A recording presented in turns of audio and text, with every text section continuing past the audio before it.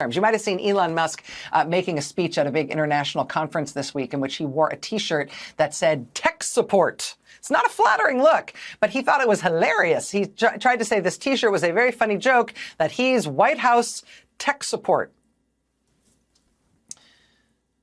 You know, for our generation of Howard Phillipses, our generation of the let's kill the U.S. government and we don't care if it's legal or not. Our guys have claimed the right to do what they're doing, not just because of their wild-eyed zeal against the U.S. government and the U.S. system of governing. They've claimed the right to do this. They've sort of claimed that their legitimacy comes from their tech savvy, because they're so good with computers. So we're all supposed to, get out of their way, or we're supposed to be intimidated or at least confused by what exactly they're doing, because wow, it's such a high level, right? It's so high tech. They're so tech savvy, so competent, so good at what they're doing. How could we mere mortals possibly understand? 404 Media today reported that on the website for Doge, I don't know, Dodgy, Doge, I don't know, whatever we're supposed to call it, on their own website that Elon Musk's agency-destroying group has set up for themselves. It appears that random members of the public have been able to upload joke categories and database entries onto that website that show up as if they are official Doge.gov data.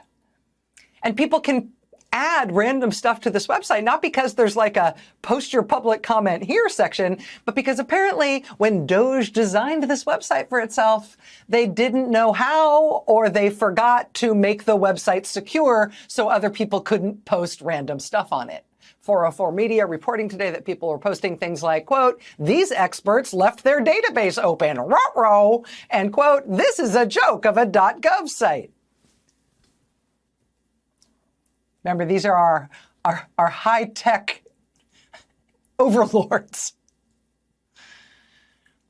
At the Huffington Post today, they've got comment from an unnamed employee of the Defense Intelligence Agency pointing out that among the data that Elon Musk's little group has posted online on their apparently totally insecure, half-baked website is classified information about the National Reconnaissance Office, which is the federal agency that designs, builds, and maintains U.S. intelligence satellites.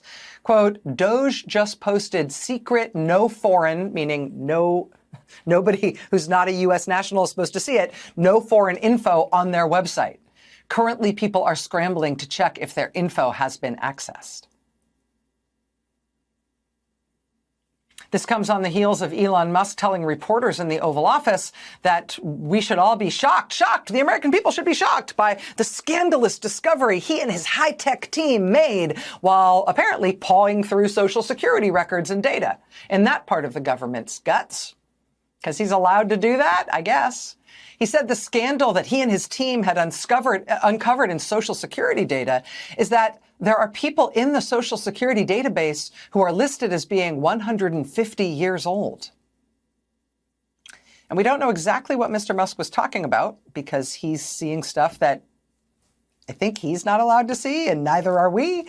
But today, people started gingerly asking if perhaps Mr. Musk just didn't know that in an older version of the programming language that is used by the Social Security Administration, when you didn't have a date to enter in a particular field, it would code it as 150 years ago. It would code it as 1875.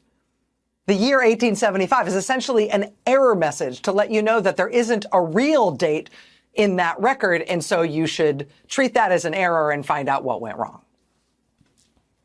Does he know that? Or does he really think those are records for 150-year-old people? Does he know what he's looking at when he's pawing through your Social Security records? Remember, it's their technical prowess and know-how that's supposed to impress us and make us think this is somehow different than when a far-right, power-mad, doomed president tried to do this exact same thing in 1973. We're supposed to be intimidated here. That measles outbreak we told you about last night in West Texas, it has now doubled in size as of today. The CDC also has fired as many as 1,300 people today. The intelligence staff at the Department of Energy sent its staff an urgent warning about how to respond to Elon Musk's team seeking access to sensitive classified materials about nuclear weapons. And at the National Nuclear Security Administration today, which is responsible for keeping our nukes safe, they fired a significant portion of their staff today, hundreds of staff members. Yesterday, we got word that Trump and Musk's little squad of genius web developers and software engineers, the folks who may have accidentally posted the classified information on their website and left open some sort of back door so that random members of the public can post stuff on it. That genius squad has now reportedly been sent into the IRS. So now that group is in there with your tax information. While tonight we get word that at the IRS, just ahead of tax filing season, they are about to fire thousands, maybe 9,000 people who actually work there to handle your taxes.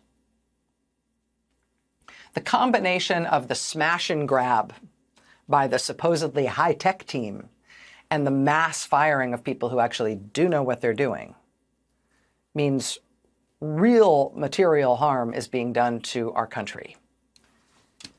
And it will take a long time to repair it when we finally get to start.